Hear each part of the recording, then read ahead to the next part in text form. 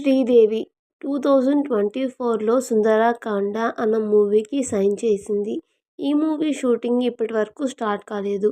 అలాగే శ్రీదేవి గారు 2008లో 'పెళ్లి కాని ప్రసాద్' అన్న మూవీ చేశారు. ఈ మూవీలో సుజాత గోపాలరావు అనే క్యారెక్టర్లో యాక్ట్ చేశారు.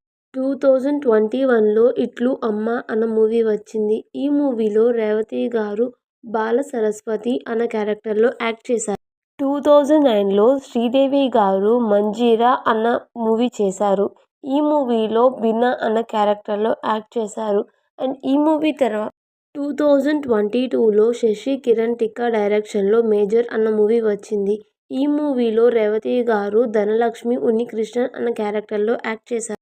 2015లో డైరెక్టర్ పూరీ జగన్నాథ్ 'లోఫర్' అన్న మూవీ చేశారు. ఈ మూవీలో రేవతి గారు లక్ష్మి అన్న క్యారెక్టర్లో యాక్ట్ 2011లో శ్రీదేవి గారు 'వీర' అన్న మూవీ చేశారు. ఈ మూవీలో సత్య అన్న క్యారెక్టర్లో యాక్ట్ చేశారు. తేజ, సజ్జా, జాంబిరెడ్డి మూవీకి 3 అవార్డ్స్కి నామినేట్ అయ్యారు. అయితే 2016లో డైరెక్టర్ శ్రీకాంత్ అడ్డాల 'బ్రహ్మోత్సవం' అన్న మూవీ చేశారు. ఈ మూవీలో రేవతి గారు మహాలక్ష్మి అన్న క్యారెక్టర్లో యాక్ట్ చేశారు. 2016లో 'లక్ష్మణ' అన్న మూవీ చేశారు శ్రీదేవి గారు. ఈ మూవీలో సుమన్ అన్న క్యారెక్టర్లో యాక్ట్ చేశారు. అయితే ఇది కన్నడ ఫిలిం.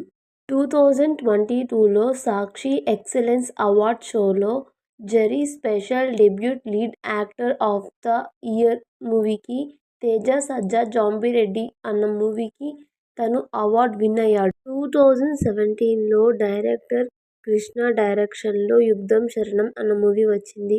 ఈ మూవీలో సీతాలక్ష్మి అన్న క్యారెక్టర్లో రేవతి గారు యాక్ట్ చేశారు.